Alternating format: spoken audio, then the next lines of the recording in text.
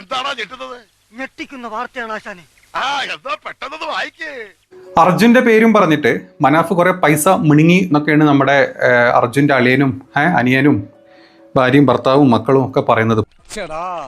ഇത് പണ്ട് ശിവന്റെ മുടിവെട്ടാമെന്ന ബാർബറെ കഴുത്തിൽ കിടന്ന പാമ്പ് കടിച്ചോടിച്ച പോലെ ആയല്ല. പല രീതിയിൽ നിന്ന് പല കോണിൽ നിന്നും ഫണ്ട് സ്വരൂപിക്കുന്നുണ്ട് എന്നത് ഞങ്ങൾക്ക് വ്യക്തമായിട്ട് അറിയാം. നീയാണല്ലോ കോടതി. ഈ ഫണ്ട് ഒരു ഫണ്ട് പോലും ഇതുവരെ ഞങ്ങൾ സ്വീകരിച്ചിട്ടില്ല.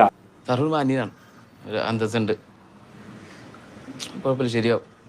ആ ഒരു വൈകാരിക അദ്ദേഹം ചൂഷണം ചെയ്യുന്നതിൽ പിന്മാറണമെന്നാണ് ഞങ്ങൾക്ക് അഭ്യർത്ഥിക്കാനുള്ളത്.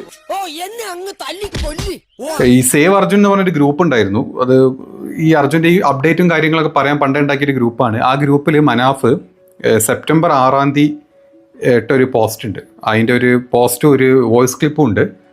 നിങ്ങൾക്ക് രണ്ടുപേർക്കും ദൈവത്തിൽ വിശ്വാസമുണ്ടോ? ഉണ്ടെങ്കിൽ അദ്ദേഹത്തെ ഒന്ന് വിളിച്ചോളൂ. കാരണം ഇനി പുള്ളിക്കാരന് മാത്രമേ നിങ്ങളെ രക്ഷിക്കാൻ പറ്റൂ. മനസ്സിലായില്ല? അതാ നോക്കൂ. ഹലോ, ഇത് ഞാൻ മനാഫ്, അർജുൻ്റെ ലോറിൻ്റെ ഉടമ മനാഫ്.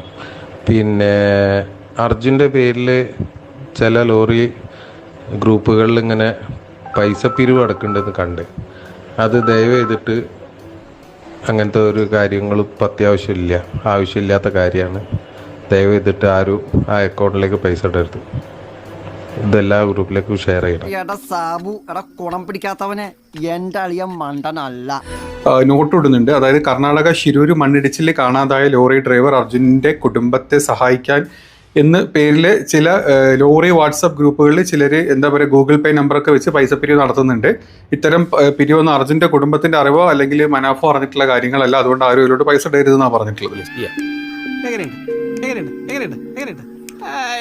ഒരു മാസം മുമ്പത്തെ കാര്യമാണ്.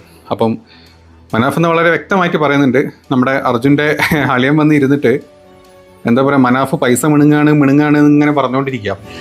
യൂട്യൂബ് ചാനൽ ഉണ്ടാക്കുന്നു, അതിലെ വരുമാനം നോക്കുന്നു, ഫെയിം നോക്കുന്നു.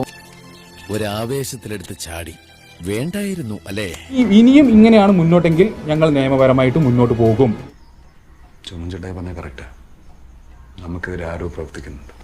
ആ ഘട്ടത്തിൽ കിട്ടിയിട്ടില്ല. ഇപ്പോഴും അർജുനെ നമുക്ക് കിട്ടിയിട്ടുണ്ടായിരുന്നില്ലെങ്കിൽ ഇപ്പം നിങ്ങൾ ആരെങ്കിലും എന്തെങ്കിലും പറയോ? മനാഫിനോട് പോകാൻ പറയോ? ഈശ്വർ മാൽപ്പെ അവിടെ ഉണ്ടെങ്കിൽ അവരോട് പോകാൻ പറയോ? ഒരു കയ്യബദ്ധം നാറ്റിക്കരുത്. ഞാൻ പോകുന്നു. Bye bye.